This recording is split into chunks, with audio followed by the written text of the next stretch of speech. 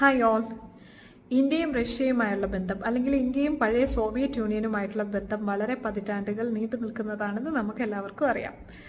Indian കോൺസ്റ്റിറ്റ്യൂഷന്റെ നിർമ്മാണ കാലഘട്ടത്തിലും Russian കോൺസ്റ്റിറ്റ്യൂഷനിൽ നിന്ന് ചില കാര്യങ്ങൾ നമ്മൾ കടമെടുത്തിട്ടുണ്ട്.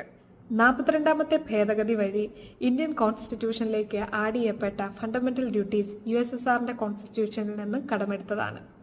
അതുമാത്രമല്ല, പ്രിയാമ്പിളിനെ കുറിച്ച് നമുക്കറിയാം.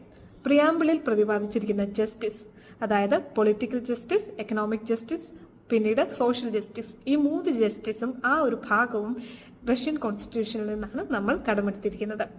പ്രിയാമ്പിളിനെ കുറിച്ചും ഫണ്ടമെന്റൽ ഡ്യൂട്ടീസിനെ കുറിച്ചും നമ്മളുടെ കോൺസ്റ്റിറ്റ്യൂഷൻ എവിടുന്നൊക്കെയാണ് കടമെടുത്തിരിക്കുന്നതിനെ കുറിച്ചുമുള്ള ക്ലാസ്സുകൾ ഞാൻ എൻ്റെ ചാനലിൽ അപ്ലോഡ് ചെയ്തിട്ടുണ്ട്. അതിൻ്റെ പ്ലേലിസ്റ്റിൻ്റെ ലിങ്ക് ഞാൻ നൽകിയിട്ടുണ്ട്. അപ്പോൾ ആ ക്ലാസ്സുകളൊക്കെ കണ്ട് ഇതിനെക്കുറിച്ച് ബോധവാന്മാരായിട്ടിരിക്കുക. Thank you.